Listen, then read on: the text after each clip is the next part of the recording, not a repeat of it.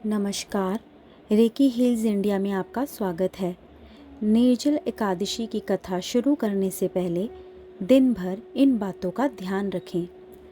पवित्रीकरण के समय जल याचमन के अलावा अगले दिन सूर्योदय तक पानी नहीं पिए। दिन भर कम बोलें और हो सके तो मौन रखने की कोशिश करें। दिन भर ना सोएं। ब्रह्मचर्य का पालन करें। झूठ ना बोलें, गुस्सा और विवाद ना करें। कथा शुरू करते हैं।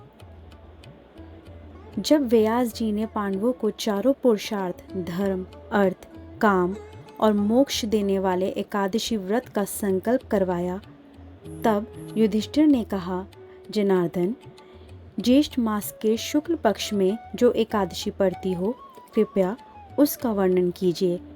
भगवान कृष्ण ने कहा, हे राजन, इसका वर्णन परम धर्मात्मा व्यास जी करेंगे, क्योंकि ये संपूर्ण शास्त्रों के तत्वज्ञ और वेदांगों के पारंगत विद्वान हैं।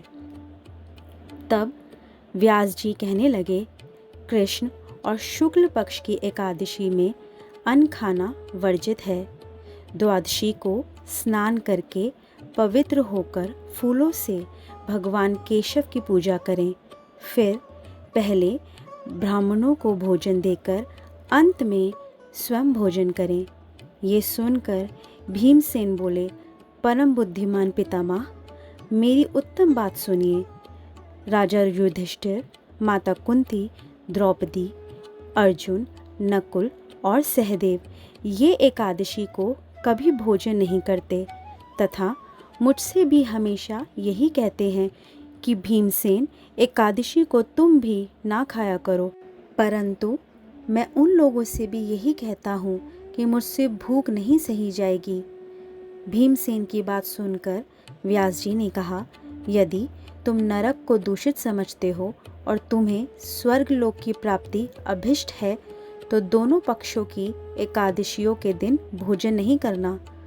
भीमसेन बोले, महाबुद्धिमान पितामह, मैं आपके सामने सच कहता हूँ, मुझसे एक बार भोजन करके भी व्रत नहीं किया जा सकता, तो फिर उपवास करके मैं कैसे रह सकता हूँ।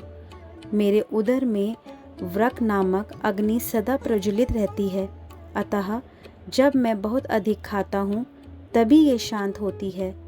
इसलिए महामुनि, मैं पूरे वर्ष भर में केवल एक ही उपवास कर सकता हूँ, जिससे स्वर्ग की प्राप्ति सुलभ हो तथा जिसके करने से मैं कल्याण का भागी हो सकूं।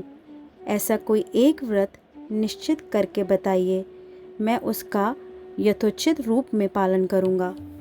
व्यास जी ने कहा, भीम, ज्येष्ठ मास में सूर्य वृष राशि पर हो या मिथुन राशि पर, शुक्ल पक्ष में जो एकादशी हो उसका यत्नपूर्वक निर्जल व्रत करो। केवल कुल्ला या आचमन करने के लिए मुख में जल डाल सकते हो। उसको छोड़कर किसी प्रकार का जल विद्वान पुरुष मुख में न डाले, अन्यथा व्रत भंग हो जाता है। एकादशी को सूर्योदय से लेकर दूसरे दिन तक के सूर्योदय तक मनुष्य जल का त्याग करे तो ये व्रत पूर्ण होता है। इसके बाद द्वादशी को प्रभात काल में स्नान करके ब्राह्मणों को विधि पूर्वक जल और स्वर्ण का दान करें। इस प्रकार सब कार्य पूरा करके जितेंद्रिय पुरुष ब्राह्मणों के साथ भोजन करें। वर्ष भर में जितनी एकादशियां होती हैं, उन सब का फल इस निर्जला एकादशी में मनुष्य प्राप्त कर लेता है। इसमें तनिक भी संदेह नहीं है। शंख, चक्र और गदा धारण करने वाले भगवान केशव ने मुझसे कहा था कि यदि मानव सब को छोड़कर एकमात्र मेरी शरण में आ जाए और एकादशी को निराहार रहे तो वह सब पापों से छूट जाता है। कुंती नंदन, निर्जला एकादशी के दिन श्रद्धालु स्त्री पुरुषों के लिए जो विशेष दान और कर्तव्य विहित है, उन्हें सुनो। उस दिन जल में शयन करने वाले भगवान विष्णु का पूजन और जलमय धेनु यानी पानी में खड़ी गाय का दान करना चाहिए। सामान्य गाय या घी से बनी गाय का दान भी किया जा सकता है। इस दिन दक्षिणा और कई तरह की मिठाइयों से ब्राह्मणों को संतुष्ट करना चाहिए। उनके संतुष्ट होने पर श्री हरि मोक्ष प्रदान करते हैं।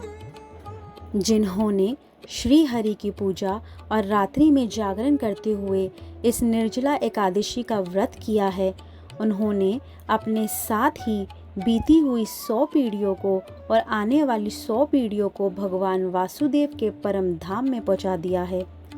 निर्जला एकादशी के दिन अन्न, वस्त्र, गौ, जल, शय्या, सुंदरासन, कमंडलू तथा छाता दान करने चाहिए। जो श्रेष्ठ तथा सुपात्र ब्राह्मणों को जूता दान करता है, वह सोने के विमान पर बैठकर स्वर्ग लोक में प्रतिष्ठित होता है।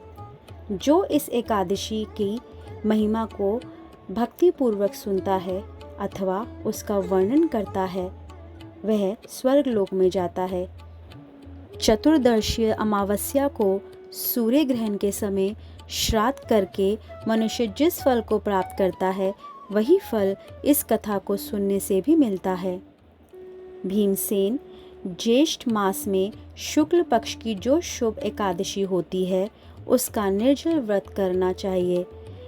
इस दिन श्रेष्ठ ब्राह्मणों को शक्कर के साथ जल के घड़े दान करने चाहिए।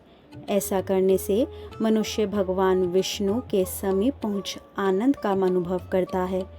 इसके बाद द्वादशी को ब्राह्मण भोजन कराने के बाद स्वयं भोजन करें।